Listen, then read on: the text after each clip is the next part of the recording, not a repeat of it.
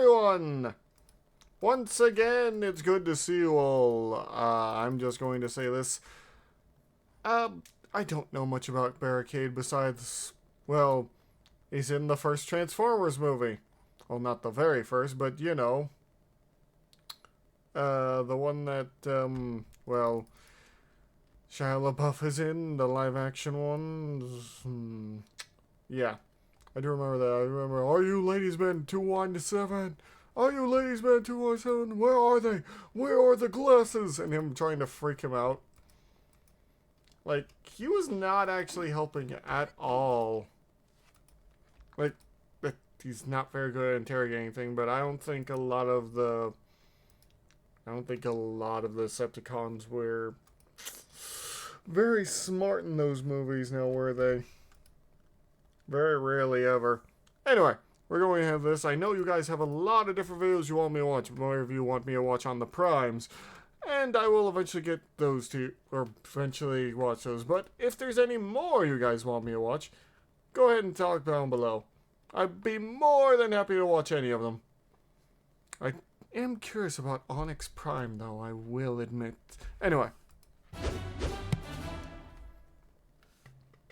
Forget protect and serve. The Decepticon we're looking at in today's episode is here to punish and enslave.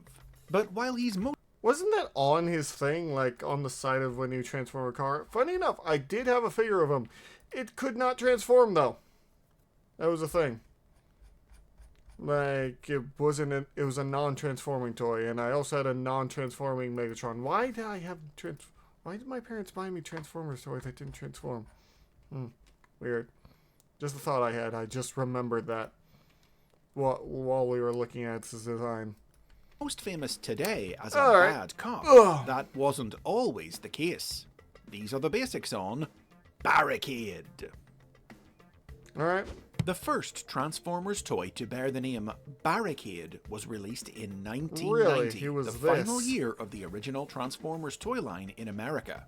Part of the line's range of tiny Micromaster figures, Barricade transformed into a Formula One race car.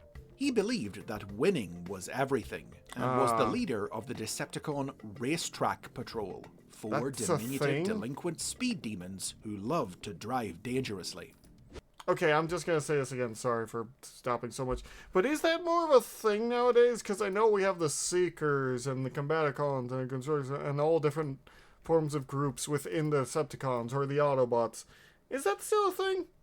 I don't mean the concept of it. I mean this group specifically. You can tell me down below.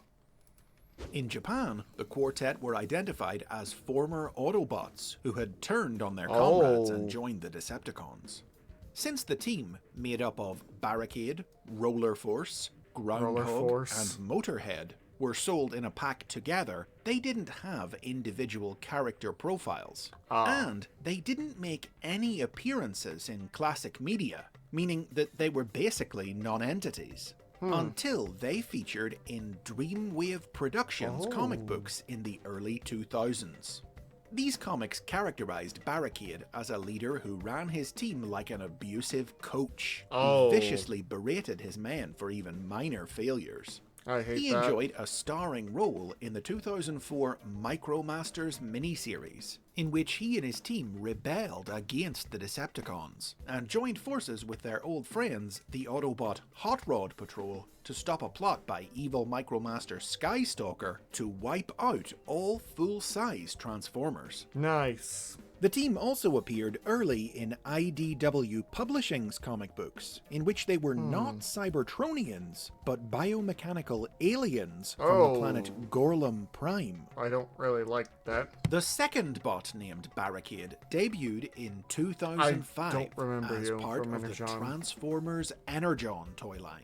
Unrelated to the Micromaster, Energon Barricade was a Decepticon who transformed into an armoured rocket-launching vehicle, and was part of the Destruction Team, who combined to form the giant Bruticus Maximus. But he was also a blank slate. He was never given a character profile, and the Energon cartoon depicted him not as an individual, but simply as a part of Bruticus Maximus, controlled by the Combiner's singular intelligence.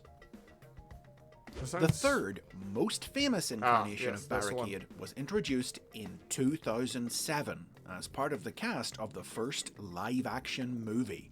Yep. Unconnected to the previous two holders of the name, this Barricade was a quick-tempered Decepticon shock trooper with an unquenchable thirst for battle, who transformed into a Celine S281 Mustang police car, a form he delighted in using to trick others into trusting him. His role in the film, initially planned for Soundwave, saw him work with the tiny Frenzy to hunt down Sam Witwicky, using his... That was Frenzy? Really? I remember that weird little bot. I remember he got destroyed by the girlfriend. Well, she wasn't the girlfriend at the time, but you know what I mean. That was supposed to be Frenzy? Huh. Wasn't he just a head at one point up there? Well then. Police disguise to get close to him. Yeah, I remember this. I don't know what's 217. Only to be defeated in battle by Sam's guardian, Bumblebee. Bumblebee. Barricade noticeably disappeared during the film's final act, last appearing during a freeway chase with the Autobots. He was still alive. I thought he was As seen dead. in novel and comic adaptations of the movie, the intention was for him to be destroyed by Optimus Prime, but the scene was deleted from the film. Huh. However, the removal of this death scene meant that the door was now open for Barricade to return in the future. Ooh. In the years that followed the film's release, he continued to appear in tie-in media like video games, Really? animation, I don't remember and him comic at all. books, which retroactively explained his disappearance by revealing that during the freeway chase he had been run off the road by Ironhide. And a vast array of action figures of him were released in the very... I'm trying to look for the one I think this is the one I have, the one that doesn't transform. I think this was it. Yeah. Honestly, I don't, like I said, I just remember him from that one part. So he really was just in there for the most part. Huh. Various movie toy lines, many accompanied by on-package profiles that described his off-screen adventures between films. Crazy. Eventually, Barricade returned to the screen in the 2011 sequel, Dark of the Moon, I don't in remember which he was seeing him among the here. Decepticons who invaded Chicago. After another few years' absence, he showed up again in the 2017 movie The Last Really? Night, now sporting I a didn't new see look this with a movie. Celine 302 Mustang police car alternate mode, as he helped Megatron hunt down an ancient Cybertronian talisman and once again clashed with his old rival Bumblebee in the streets of London.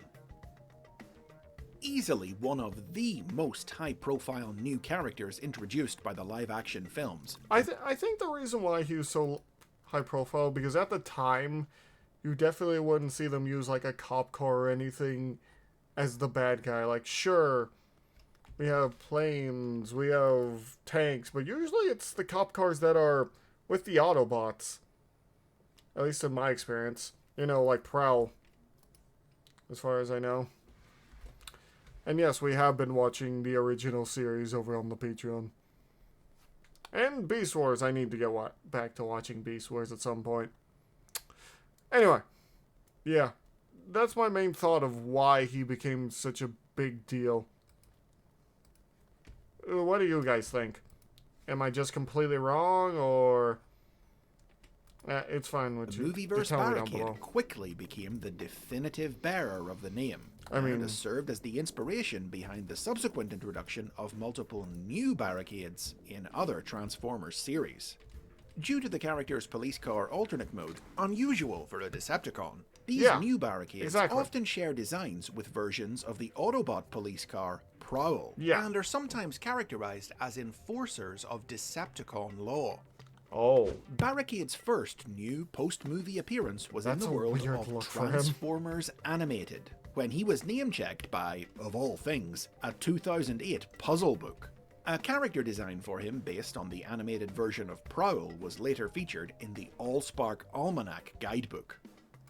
Next, in 2010, Barricade featured in the video game War for Cybertron, in which he aided Megatron in storming the Trypticon space station. This Barricade was a hybrid of the designs of the movie character and the Generation 1 Micromaster, with the abusive, mouthy personality of the latter.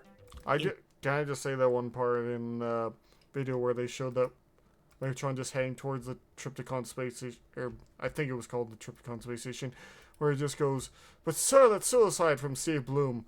Like, just, does anyone else have any objections? Where he just destroys him. In 2011, he was I know that redesigned wasn't with a more Barricade, movie-inspired look for the online video game Transformers Universe. Online video but game? during the game's troubled production, he was replaced in its story by the new Decepticon Switchblade, and then the game wound up being cancelled anyway. Oh, that's why I never This heard of it. incarnation of Barricade was released by the Transformers Collectors Club in 2014, a recolor of the 2013 Transformers Prime Prowl figure, which came packaged with a new version of Frenzy, paying homage to the pair's partnership in the movie. Alright. 2014 also saw the War for Cybertron version of Barricade incorporated into the world of IDW Publishing's comics, as a distinct and separate character from the Micromaster who had already appeared in their pages. Oh. IDW cast this Barricade in the role of a Decepticon police officer, a well-intentioned bot who worked to keep the peace on Cybertron after the war had ended, trying to ensure a better future for the planet.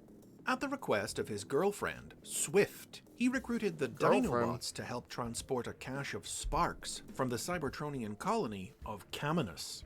But sadly, the mission ended in failure when renegade Decepticon Bludgeon attacked the group's transport and killed Barricade.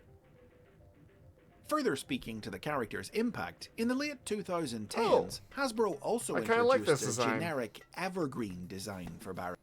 I honestly like this design a lot more. I think it's mostly the head and the way the shoulders look. I don't know what it's about it, but it looks like a mech that I would like to pilot. Maybe it's the way the arms are designed. Gives me ideas. Ideas for stuff. Barricade, to be used for products and marketing not related to any specific continuity, based on the movie character's appearance in The Last Night. Perhaps the most prominent use of this design so far has been in the Generation 1 themed Earth Wars mobile game. Most recently though, Barricade has had another new toy released as part of 2019's War for Cybertron Siege toy line. Based on a piece of fan art created by Transformers artist Guido Guidi, this Barricade was once again a retool of the Siege Prowl figure and transformed into a Cybertronian police vehicle. In this form, Barricade has appeared in both Netflix's tie-in Siege animated series and in the pre-war setting of IDW's new rebooted comic book universe, in which he featured as a corrupt member of Cybertronian security operations, an inside informant secretly feeding information to the Ascenticons, the political party that eventually became the Decepticons. I see. With Siege's 2020 sequel toy line Earthrise set to feature new figures of Barricade's old Micromaster teammates Roller Force and Groundhog, maybe some future piece of media will even see a Racetrack Patrol reunion. War for Cybertron just has a lot of stuff. So that's the story of how Barricade went from street racing punk to crooked cop. And another example of how the first Transformer to bear a name isn't always the one who ends up being the most famous. And those are the basics on Barricade. I will say, it's crazy how long Transformers has been going, and is still going.